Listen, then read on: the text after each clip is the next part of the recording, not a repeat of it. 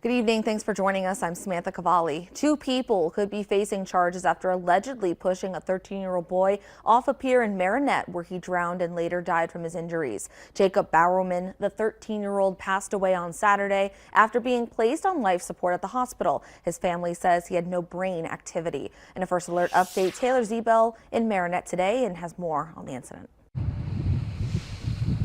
A devastating weekend for some in the small town of Marinette, after a 13-year-old boy with autism passed away over the weekend from a drowning incident. Jacob Bowerman's mother says he was pushed into the Menominee River off of Government Pier Wednesday afternoon by a 16-year-old boy and a 21-year-old man. Bowerman was transported to St. Vincent Hospital in Green Bay, where he was on life support for several days. He died on Saturday from his injuries and would have turned 14 on September 1st. Our hearts go out to the Bowerman family.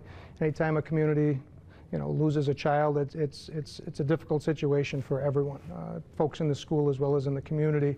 Corey Lambie is the superintendent for Marinette School District. He says the school student services team, consisting of counselors, social workers, and school psychologists, are ready to help students and staff if needed as they begin school next Tuesday. Our student services team is always prepared for crisis situations and how we need to respond. So at this time, they already opened up some services that students and staff could take part in as early as today. And we're also here to still serve the needs of our students, our staff, and our community as we grieve this loss together. A candlelight vigil for Jacob Bowerman is scheduled for Wednesday night at Marinette Pier at 8 p.m. Reporting in Marinette, Taylor Zebel, Action 2 News.